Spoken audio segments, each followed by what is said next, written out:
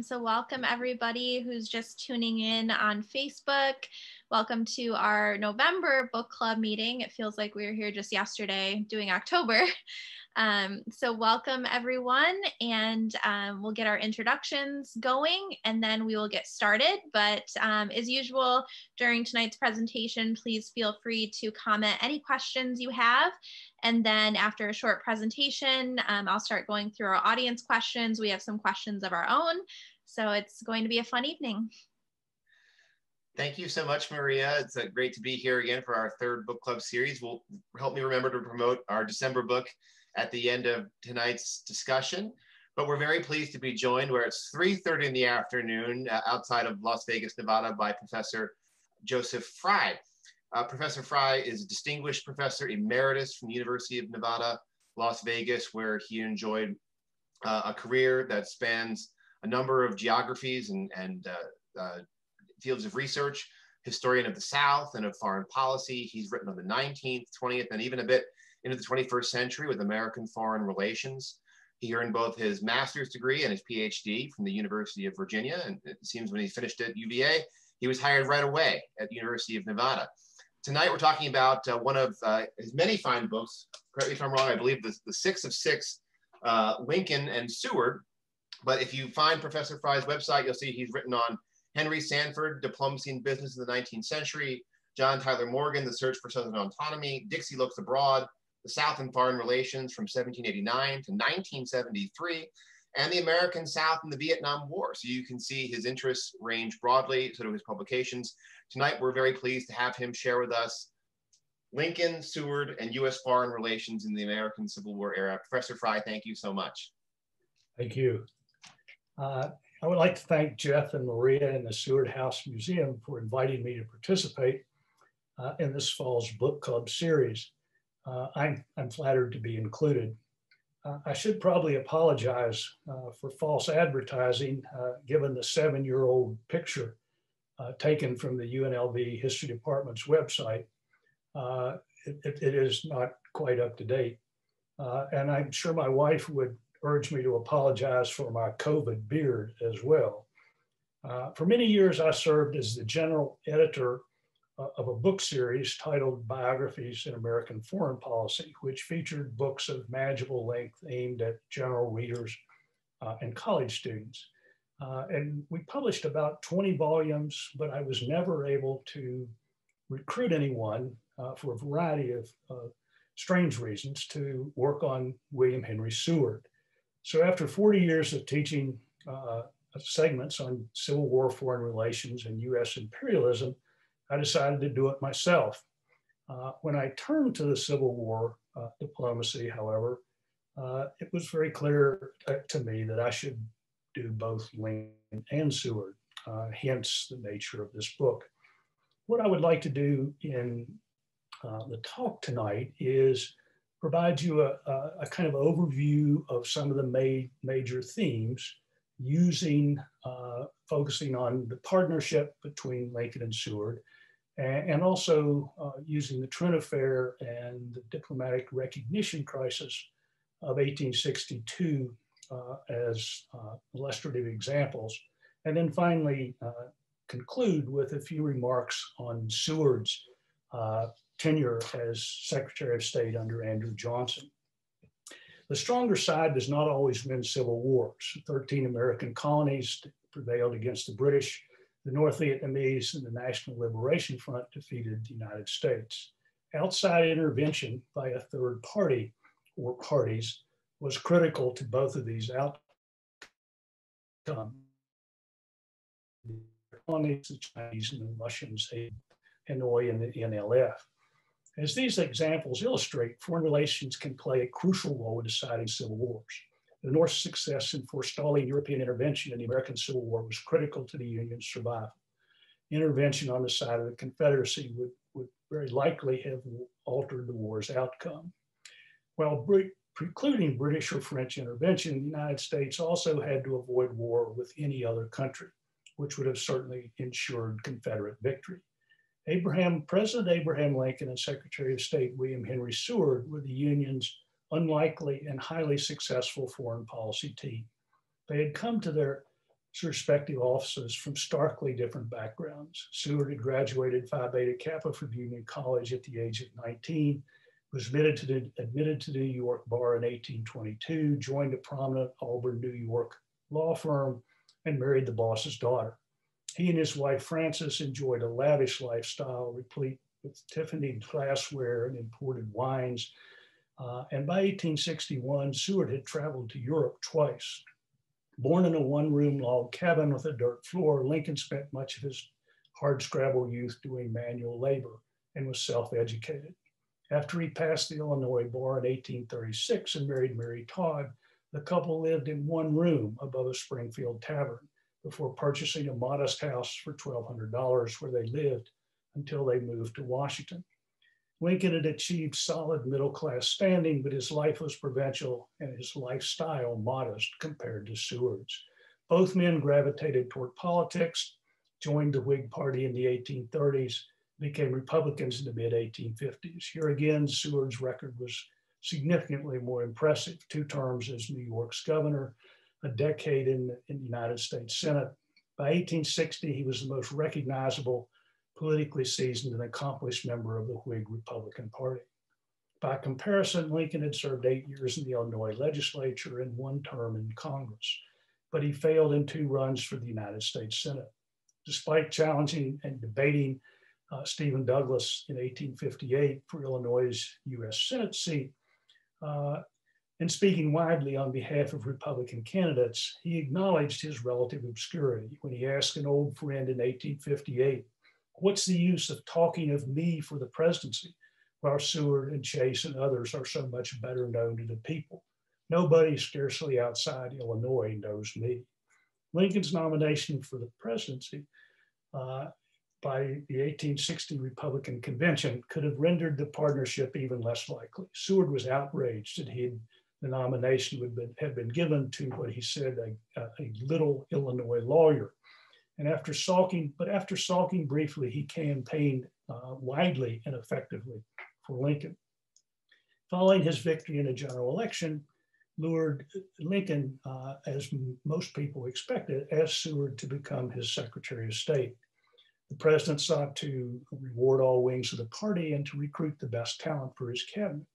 Seward, in turn, considered himself eminently qualified, expected to dominate the new administration, and wanted to remain in public life. As he remarked years earlier, he was hardly content to go back to Auburn and amuse myself by writing history the rest of my life. The unlikely partnership had begun, but the working guidelines were yet to be determined. Seward assumed that his more prominent public standing and political experience would afford him decisive authority in the new administration. He sought to seize control first in early March of 1861 by resigning as Secretary of State in an effort to prevent Salmon P. Chase from becoming Secretary of the Treasury. Lincoln kept Chase, but quietly convinced Seward to remain as well. As the president explained, he could not afford to let Seward take the first trick. A month later, Seward tried again. In an effort to appeal to national loyalty in the South, he recommended that the United States threaten Spain and France with war, in response to their military and political interventions in the Caribbean. He also prodded Lincoln to delegate authority and allow him, Seward, to govern. The president took the second trick by wisely rejecting the provocative warnings to 2 major European powers and by bluntly asserting control over the administration. By late April, Lincoln declared, "Seward knows that I'm his master," and Seward subsequently agreed, stating, "There is but one vote in the cabinet, and that is cast by the president." When Seward accepted of authority were not, however, the only basis for this professional partnership and increasingly close personal friendship. The president and secretary had much in common. They shared a sense of U.S. destiny that envisioned the United States as the world's foremost example of political democracy and of representative government, and believed that only a coherent, reunited nation could achieve that destiny. Both exhibited strict personal honesty, a refusal to hold grudges, and a great pleasure in discussing American history. Neither paid careful attention to their habitually ill-fitting clothes or often rumpled hair, and both really enjoyed a good joke or story. Lincoln frequently walked across Lafayette Square from the White House to Seward's home, where the two would talk late into the night. The president, who did not smoke or drink and seldom swore, visited with his friend, who delighted in consuming ample quantities of wine and incessantly smoked imported cigars. Lincoln found Seward's profanity-laced diatribes amusing, the secretary's hospitality relaxing, the optimistic New Yorker's company a relief from the burden of the war's carnage, and a refreshing antidote to the president's proclivity for depression. According to John Hay, there had been few instances of an official association hallowed by a friendship so absolute and sincere. Lincoln and Seward practiced a very productive division of labor. The president established the overall foreign policy framework by promptly ruling out a second war, moderating Seward's initial truculence toward European nations, and recognized the crucial connection of a viable US foreign policy to the progress of what he said was the progress of our arms, on which all else depends. The president also brilliantly portrayed the conflict as a struggle for the survival of the nation's and indeed the world's experiment in Republican government. Through his public addresses, messages to Congress, and letters written for publication, Lincoln practiced public diplomacy designed to influence both his domestic audience and foreign nations. His July 4th, 1861 address to Congress was representative. The war's importance, he wrote, involved more than the fate of these United States. The whole family of man was waiting to see whether a constitutional or a constitutional republic or a democracy, a government of the people by the same people, can or cannot maintain its territorial integrity against its own domestic foes. Seward, in turn, managed day-to-day foreign policy matters, such as resolving disputes over US interference with European commerce or pushing back against French military and political intrusion into Mexico.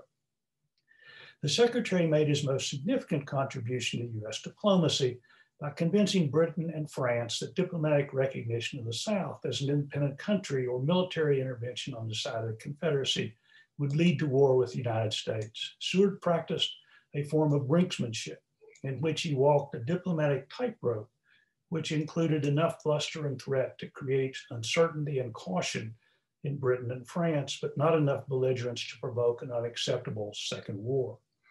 For example, in April 1861, as rumors circulated in Washington that Britain and France were about to extend diplomatic recognition to the South, the secretary attended a dinner party where he screamed at the British, French, and Russian ministers to the United States that recognition of the South would mean war with the North and that the whole world would be engulfed. The British minister reported to London that Seward would be a dangerous Secretary of State. Seward's bark was primarily calculated and certainly much harsher than his ultimate bite. By the summer of 1861, he'd begun to soften his tone, but his repeated threats continued to create uncertainty and caution among Europeans over the ensuing 3 years. Despite brinkmanship's overall success, the policy created real risks. The ongoing US warnings and the resulting British and French anxiety increased the possibility of diplomatic or military miscalculation by either the United States or the European powers. The Trent Affair, the gravest threat of an Anglo-American military clash during the Civil War, demonstrated this hazard. Captain Charles Wilkes, the commander of the USS San Jacinto, created this foreign policy crisis by stopping the Trent, a British mail steamer sailing near Cuba on November 8, 1861. Wilkes captured James Mason, Confederate diplomats en route to Europe, allowed the Trent to continue on its journey to England. According to accepted international law, Wilkes should have taken the ship, the diplomats, and their papers to the United States for trial. Wilkes' actions received resounding public and press approval in the North, which had yet to win any kind of military victory and was starved for the same. Secretary of the Navy Gideon Welles sent him a congratulatory letter, and the House of Representatives passed a laudatory resolution. The British response was decidedly different. Prime Minister Palmerston and Foreign Secretary Russell began preparations for a possible war, demanded that Confederates be released, and called for what they termed a suitable apology. These demands were officially delivered to Seward on December 23rd, and the Lincoln administration was given 7 days to respond with a plain yes or no. The British minister to Washington observed correctly that Lincoln and Seward were left in what he termed a very painful dilemma. They could endure the humiliation of yielding to England or incite a disastrous civil war or disastrous foreign war. Lincoln and Seward responded cautiously. The president omitted any mention of the Trent affair in his annual message to Congress on December 3rd, and he assured visitors to the White House that the crisis could be arranged. In response to the suggestion that Britain was making idle threats, Lincoln recounted a friendly Springfield, Illinois bulldog. I know the bulldog will not bite. You know the bulldog will not bite. But, the president asked, does the bulldog know he will not bite?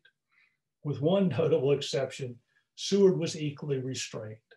The secretary said virtually nothing publicly, save a belligerent outburst on December 16th at a dinner party.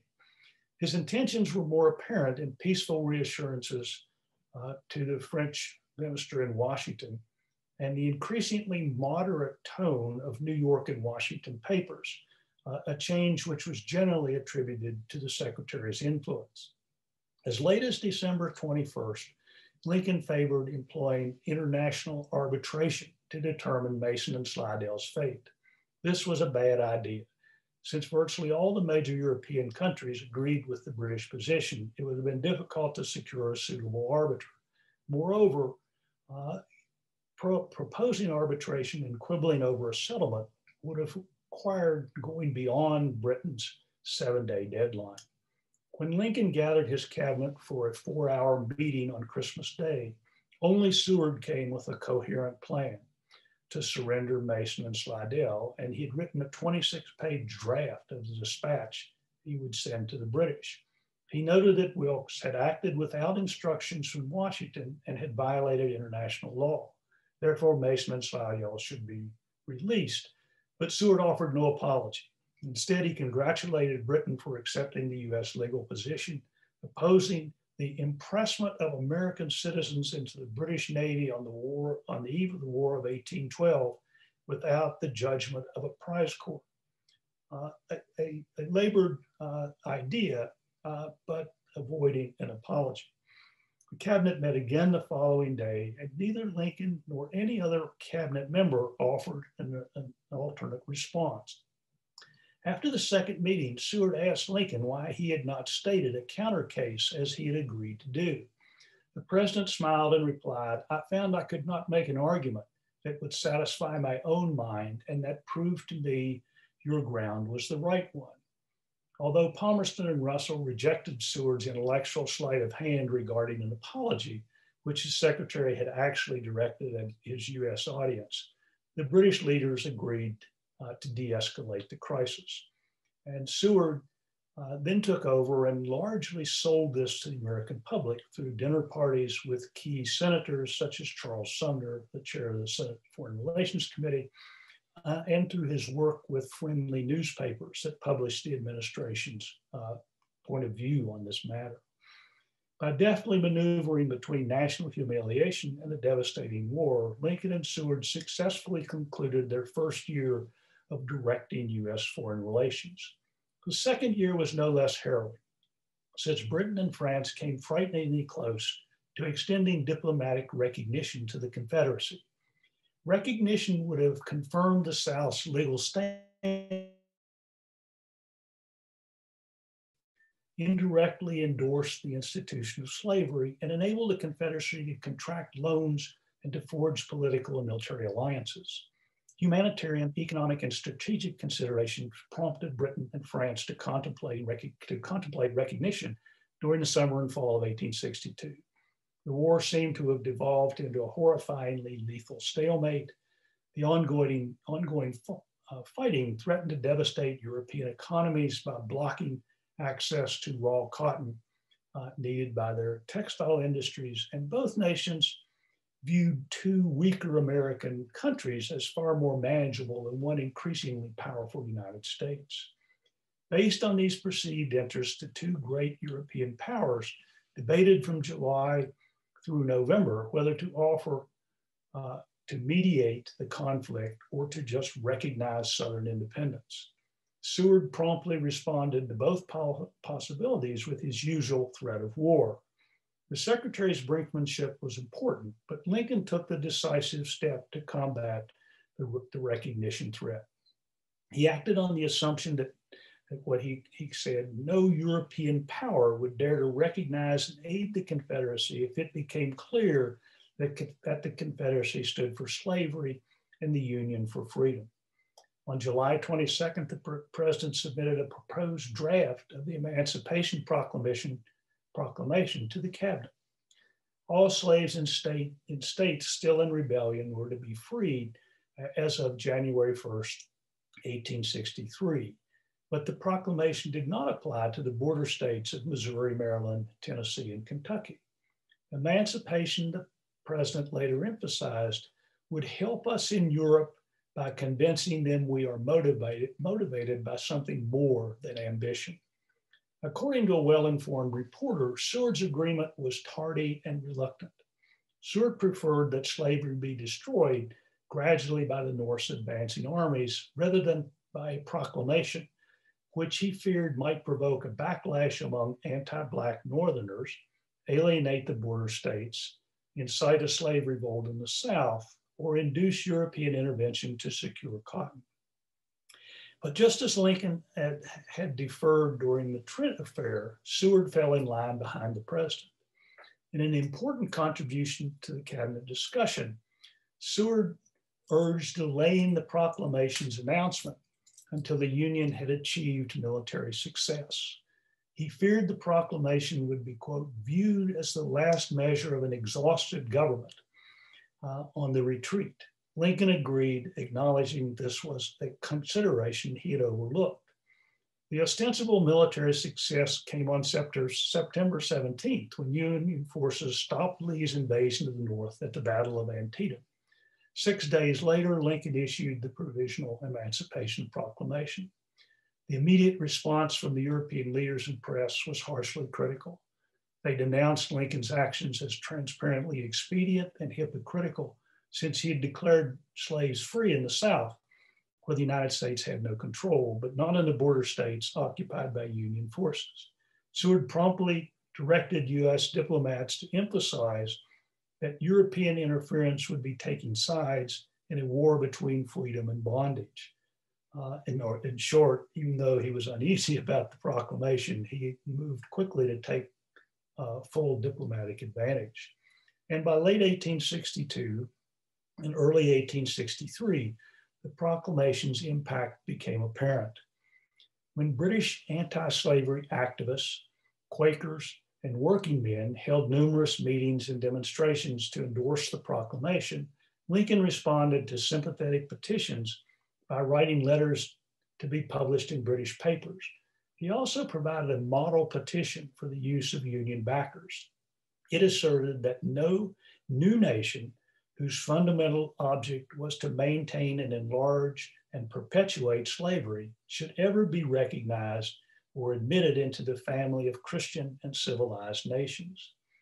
The proclamation, the British public's response, and Lincoln's public diplomacy by his letters and model petition persuaded British leaders they could not side with the South and be aligned with the preservation of slavery. And France, for reasons we could discuss later if you wish, was unwilling to intervene without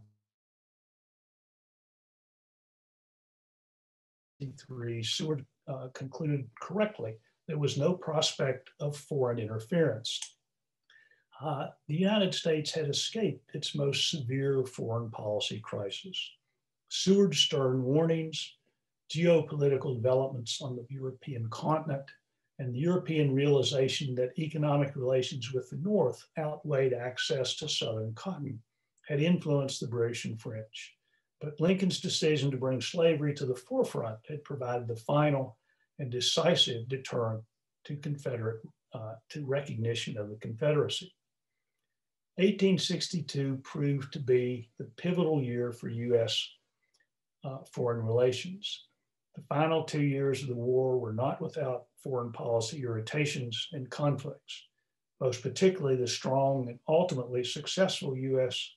objections to Confederate attempts to build a navy in Britain and France, and Napoleon III's project to install a European monarch in Mexico. But no European nation would again come so close to intervention in the American war.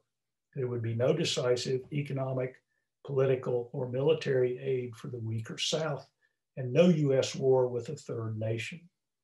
The unlikely partnership's foreign policy of threat, caution, and compromise had succeeded brilliantly, and foreign relations had played a critical role in the preservation of the Union. The partnership ended, of course, with Lincoln's assassination.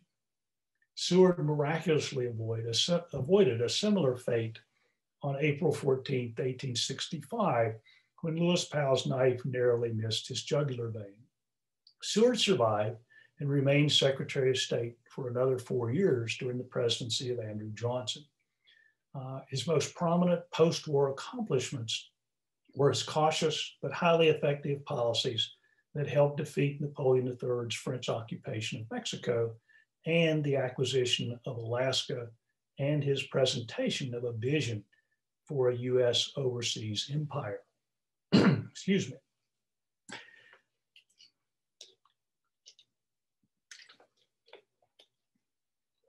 In the summer of 1865, as Seward recovered from Powell's attack and a carriage accident that had preceded this and caused him grave injury as well, the ongoing French military occupation of Mexico and installation in 1864 of Maximilian of Austria as the Emperor of Mexico constituted the greatest threats to US national security.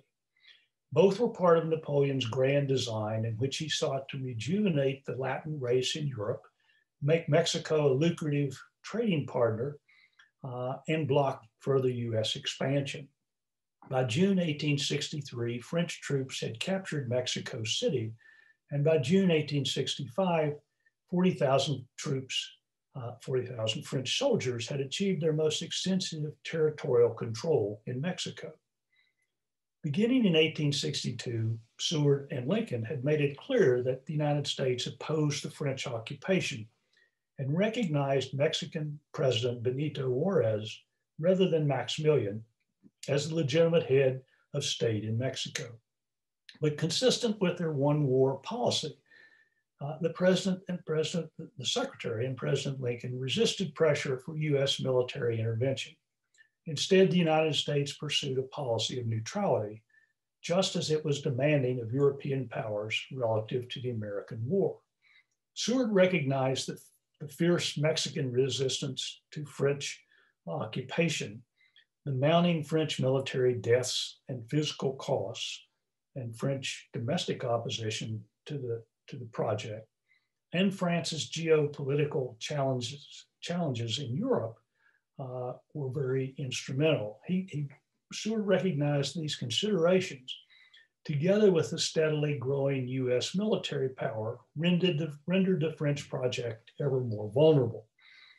Still, in mid-1865, following the North's victory in the Civil War, the pressure for US military intervention, led by General Grant, greatly increased. Secretary Seward continued to oppose military intervention. He recognized an observation that many subsequent American foreign policy makers would. If we got into a war and drove out the French, we could not get out ourselves. He also recognized that the United States would probably be no more welcome than the French. As Secretary from intelligence, Grant from impulse. The Secretary responded to this occupation with a two-pronged strategy. First, he blocked Grant and Mexican Minister Mateus Romero's access to President Johnson and foiled their scheme to entice US soldiers and veterans to join Juarez's Mexican army. Second, he steadily increased the diplomatic pressure on Napoleon. For example, he took full advantage of the threat posed by 50,000 US troops that Grant had dispatched to the Mexican border. But Seward never contemplated their actual incursion into Mexico. He just used the threat. By early 1866, the pressure, together with Napoleon's other domestic and European problems, prompted the French ambassador to announce the withdrawal of French troops, which he completed in March 1867. 3 months later, Maximilian fell before a Mexican firing squad.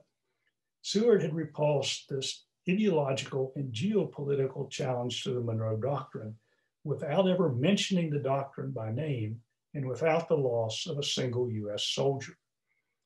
With the expulsion of the French from Mexico, Seward could devote his full attention to what he termed laying the foundation of a great empire. The US acquisition of Alaska was the most significant territorial addition to that empire.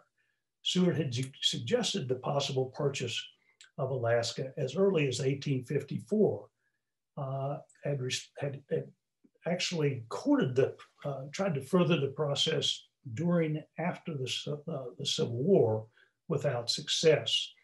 But when Russia offered to sell in March of 1867, Seward was ready.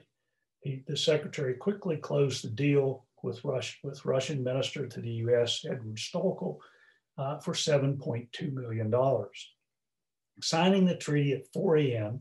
on March 30th proved to be the easiest part of the purchase. Securing ratification of the treaty by the Senate and funding from the House of Representatives proved far more challenging. With the essential aid of Charles Sumner, the chair of the Senate Foreign Relations Committee, and Thaddeus Stevens, the chair of the House Appropriations Committee, ironically, both radical Republicans who detested Seward's politics, Seward achieved the ratification and funding against great odds. He argued the case before important senators and congressmen at his signature dinner parties, worked effectively with editors at the New York Commercial Advertiser and the New York Times, in essence, a kind of public diplomacy or certainly lobbying to help convince the general public.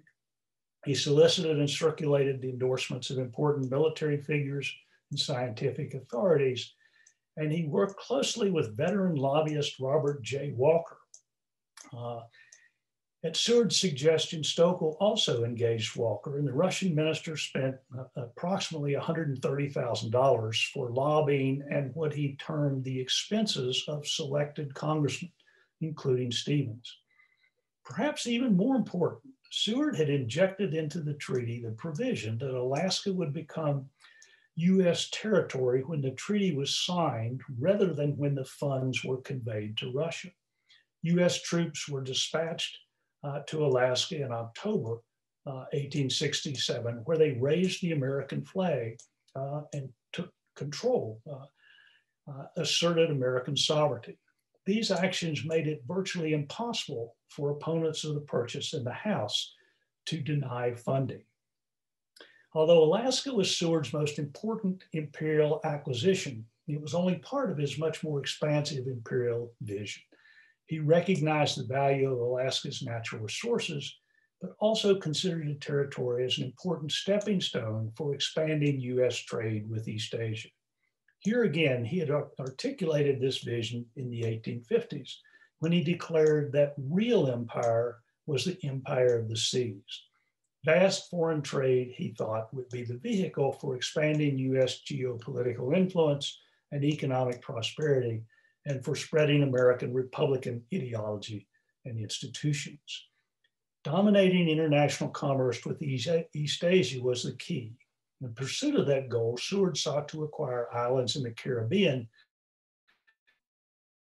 such as St. Thomas and St. John's.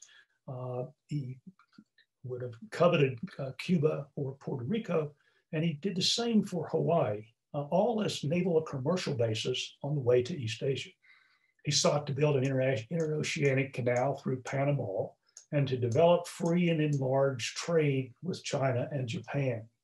None of these efforts succeeded during the 1860s, and both contemporaries and subsequent historians have characterized Seward as a monomaniac on the subject of territorial expansion and asserted that his expansionist efforts derived from the pursuit of historical reputation and were devoid of any well-defined policy goals. I disagree. His aspirations for expansion, as Henry Adams observed, went somewhat too far and too fast for the public, and I would add for the contemporary political establishment. Seward thought in global terms long before the concept and term globalization had gained currency, and he formulated a blueprint and ideology for the empire the United States would acquire at the turn of the 20th century. Whether you applaud or condemn that imperial acquisition, it was the fulfillment of Seward's vision. When combined with his wartime service and acquisition of Alaska, this vision has earned Seward the rank of the second greatest US Secretary of State in the view of most historians. And along, of course, with his foreign policy partner, Abraham Lincoln, the Secretary had contributed essential actions and policies that both saved the Union, reconstituted the United States, and looked toward American expansion. Thank you. Thank you. And we do have one question on Facebook. I'll start off with that one from Bob May, who's tuning in. So his question is, did Thurlow Weed impact Seward's foreign policies during the war in any way? Well, Thurlow Weed certainly agreed with and reinforced Seward's idea that he would dominate, he deserved to and would dominate the new administration. So that to the extent that interacted with foreign policy, I think he did. If you consider United States interactions with the newly formed Confederacy as foreign policy, then I think Weed and Seward were both more inclined to withdraw from Fort Sumter and to compromise in the spring of 1861 than Lincoln proved to be. So that I do think Weed was influential in both of those ways. Beyond that, I think Seward was certainly at crucial times, Seward was able to have Weed reinforce Lincoln and Seward's public diplomacy by publishing strategically the administration's point of view, for example, at the time of the Trent Affair or Alaska. So that there was clearly, I think, a functional interaction. I honestly don't know beyond that how much impact Weed had to Seward's larger vision and strategic thinking about foreign policy. I had a couple questions written down before you came on tonight, just from doing the reading. But a question that popped in my mind as you were concluding, Professor Fry, and thank you so much for your talk tonight, was in regards to the Alaska Treaty. I don't know that I caught it the first time, the sort of cunning move of Secretary Seward's that the treaty would go into effect upon signing and not upon payment, which of course makes sense because we know that the payments are held up for quite a long time. The transfer takes place anyway. Do you have a sense of why he didn't try to do that again? If it worked for Alaska, why not try to do that again for other acquisitions he would have liked to have made after the Alaska purchase? Well, I think it's interesting because Sumner had actually the treaty wouldn't be ratified, even though he ultimately played a very important part. I think Seward was much more optimistic. Seward's attempts to acquire St. Thomas and his overtures on the others. I think Seward was hopeful about these things, but I can't imagine that he wasn't sufficiently realistic to see them as even greater long shots in terms of actually accomplishing St. Thomas or Hawaii, which he only talked about. There was a reciprocity treaty, but not a territorial acquisition one. So the thing about the treaty with Russia, I mean, that not only did he interject this clause, but he also interjected the one that said that the money would be transferred in the United States, not in London, which would have probably been the more logical place, in that London was the financial capital of the world at that point. So that he narrowed the focus and made it an easier transaction on that basis as well. I think I can only speculate that I think that the other treaties as such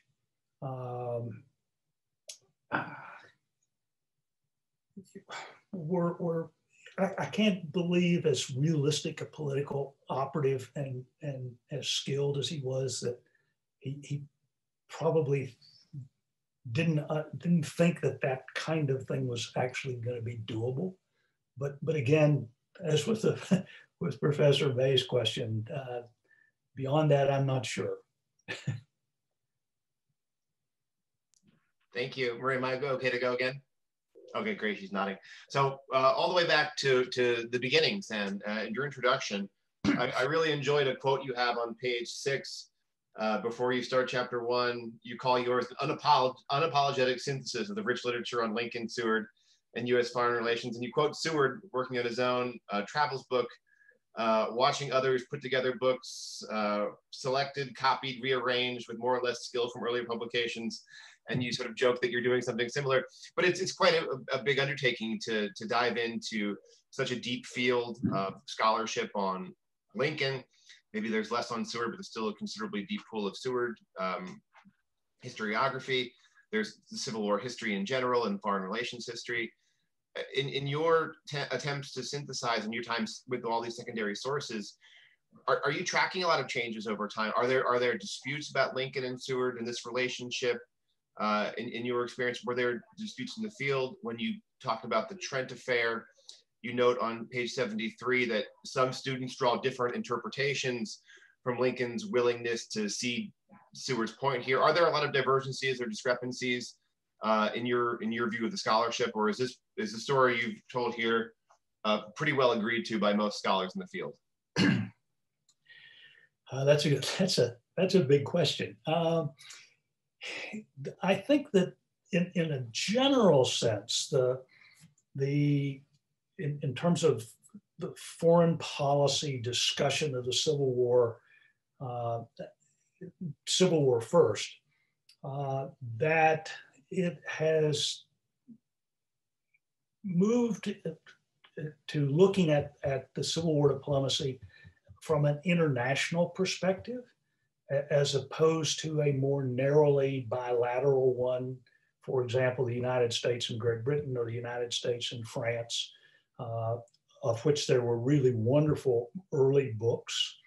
The more recent kinds of studies view the war in a larger perspective. And I think that is the biggest change, to try to think about it in a larger, more integrated international way.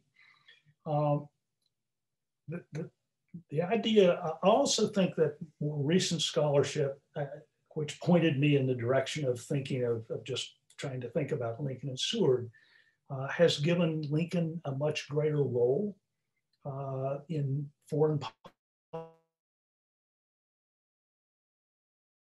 I mean, Lincoln himself says, I don't know anything about this. You'll just have to talk to Seward, to certain people, and that was misleading, because, as I've tried to argue, Lincoln took a very active and important role. Not a continuous one, but very important. And I think that's been a change. Studies of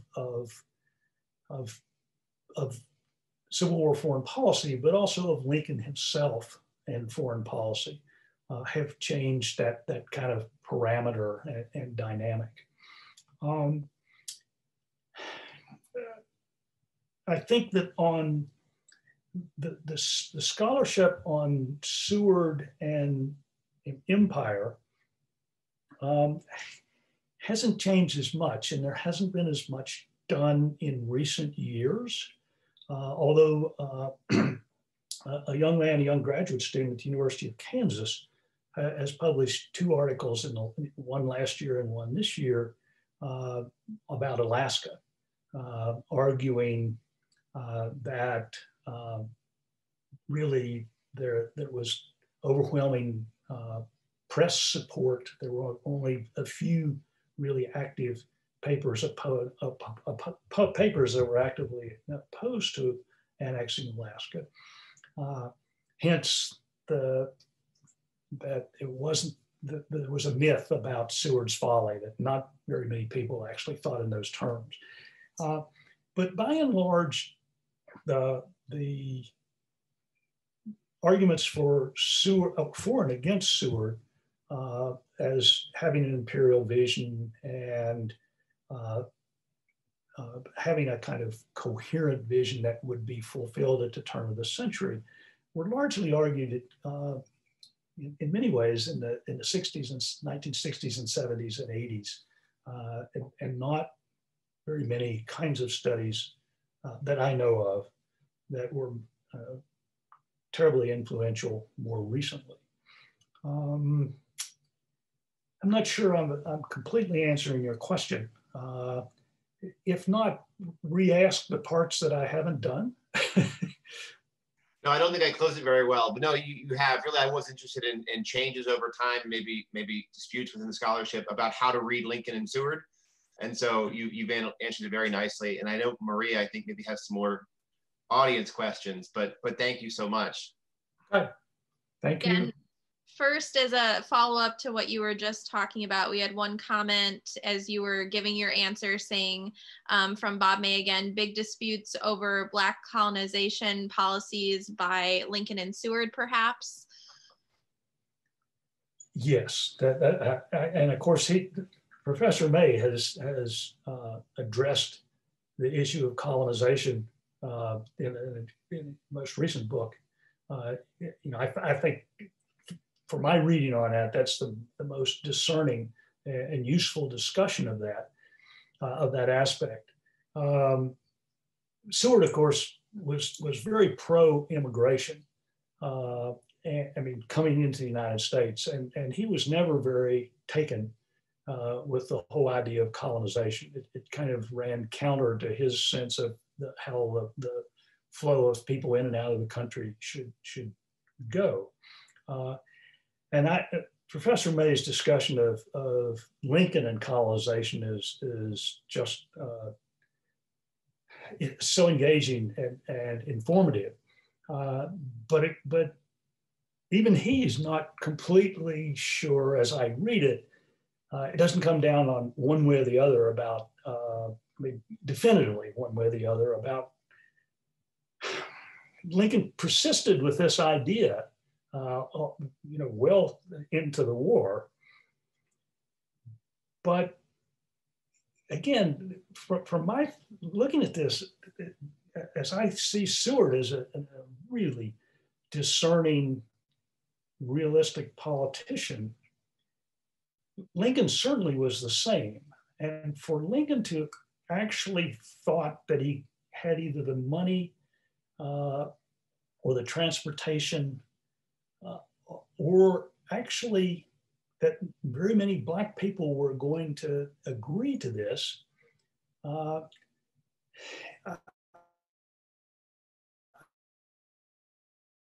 it's hard for me to think that he really thought in those terms and didn't see the impracticality of all this.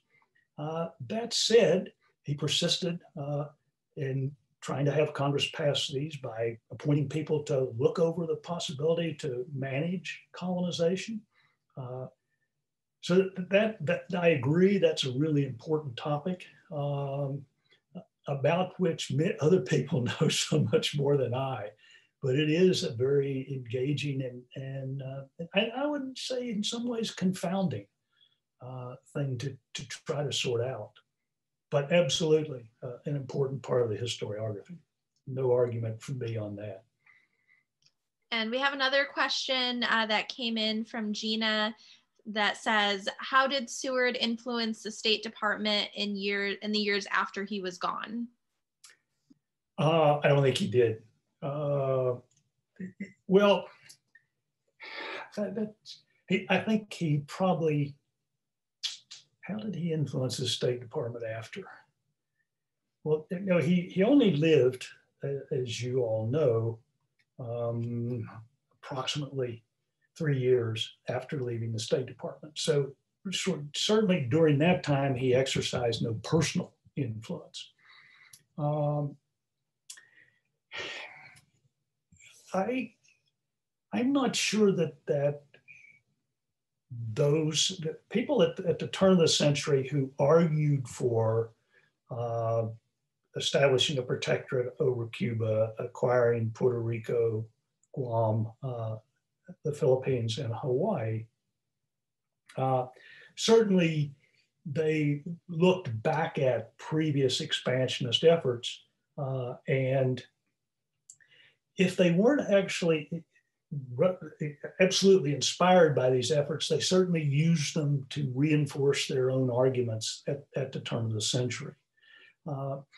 Seward, of course, was very disinclined to use force to acquire this empire. He argued that it would be done via influence, economic and intellectual and political, not by others moving into an American orbit. So that it's not clear how Seward would have thought about the degree of force that was used to acquire an empire that kind of embodied what he had talked about, but his notion of how that would have actually been done, I think may have departed somewhat from the way it was established at the turn of the century. And another question that came in from Bill: did Seward and Lincoln purposefully put on the back burner concerns over the United Kingdom's construction of blockade runners and their complicity in blockade running? No, these were absolutely, I mean, for the blockade running, the Alabama and the Florida were constructed in Great Britain. They were largely manned by British crews, and it was, Britain was clearly profiting from that.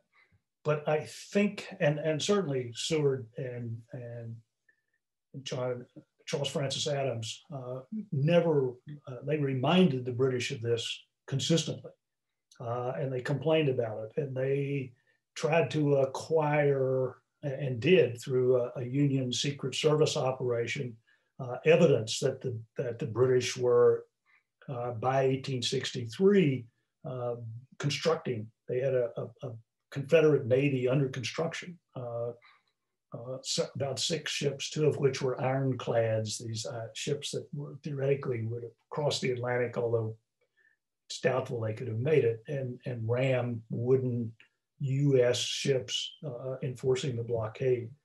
And by 1863, when the Trent Affair and the recognition crisis had been passed, and when the United States had won at Gettysburg and Vicksburg, and the Northern military capacity was becoming ever stronger, during this fall of 1863, Lincoln and Adams pretty directly threatened, threatened war with the capacity to actually carry it out against the British. So they didn't ignore these things. They simply managed them until 1863. And then Foreign Secretary Russell and Palmerston both admitted, I mean, privately, that this was an untenable situation, that Britain couldn't continue to behave in this fashion.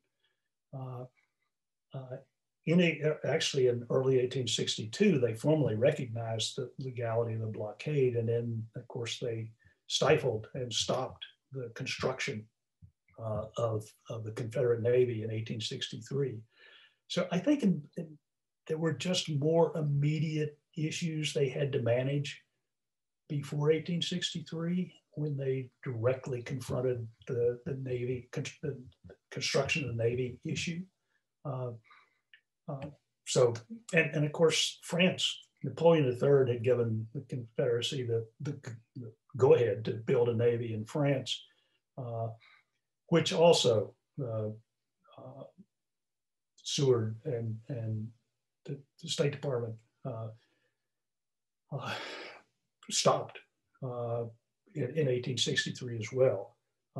And Napoleon, because of problems in Europe and his being tied down in Mexico, was simply unwilling and unable to act unilaterally.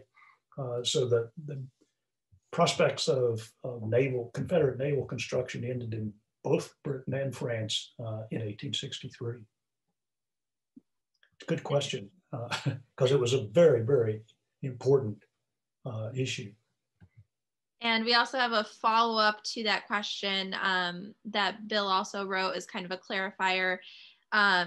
He's also asking about the blockade runners, so the ships that went to places like Bermuda and then carried cargoes past the blockade into Wilmington, North Carolina, Charleston, places like that. Well, the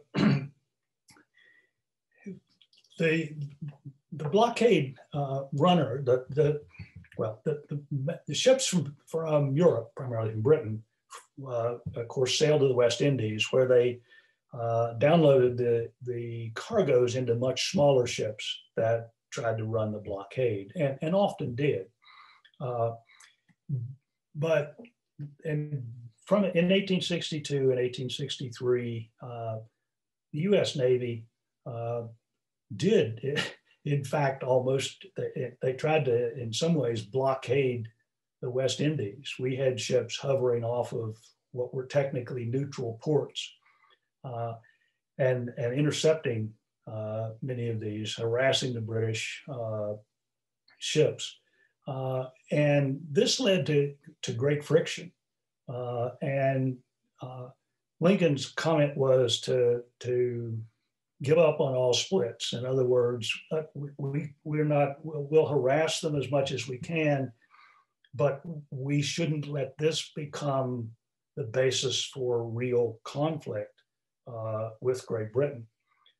So Seward consciously, and he clashed with Secretary of the Navy Gideon Welles on this, because Welles wanted to be much more aggressive. Seward basically delayed, and whenever the British had a huge complaint, if an American court stood by the British point of view, he paid them. Rather than, again, this one war policy, rather than get into too great a conflict with the British. And some of the most bedeviling blockade running actually came through Mexico, Matamoros, across the river from Brownsville.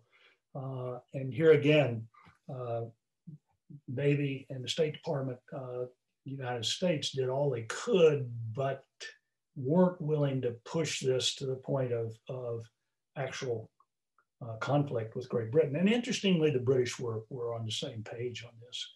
They were not willing. I mean, Russell basically said to Palmerston, look, whenever Seward loses in the courts, he pays us. So we shouldn't do about this either. And plus, the British on the whole issue of blockade were always very conscious of the fact that they were a naval power and that they wanted a liberal interpretation of blockades, if necessary, in subsequent wars that they might be involved in. So again, a really important issue and a critical extension of this whole matter of Britain, the Navy, blockade running and naval construction. Thank you so much, Professor Fry. I had the feeling we could keep you here all night. I still have several pages of questions, but you've been very generous with your time. You've been with us for an hour now talking, and before that, you were on with Maria and I for about half an hour. So we've kept you long, and we certainly want to thank you for your time this evening, for Lincoln Seward. It's a book that we'd like to be able to carry someday at the Seward House Museum. And we were talking before you came on that you've not come to visit Auburn in person, so we hope maybe in 2021 or 2022 to be able to welcome you to Auburn and show you the Seward House Museum. And certainly want to again, thank you so much for your time tonight. Well, thanks very much for having me. Thanks for all the excellent questions. I could have done a better job of answering, but it was fun. I enjoyed it. Thank you. And we hope everyone tuning in tonight will join us again for our last installment of the 2020 Seward Book Club series. It's going to be December 17th at 7:00 p.m. We have Trudy Krischer. She's got a bit of a Seward classic. We've been doing new titles in American history, but for the holidays, we're going to revisit her 2015 biography of Fanny Seward called Fanny Seward, A Life. You'll be able to find that right off our Facebook page. And if you have questions, if you're watching this not live with us tonight on November 19th, if you put them in the comments, then I'm happy to try to reach out to Professor Fry with any lingering questions. Or maybe you can ask him yourself when he comes visit us in a few years.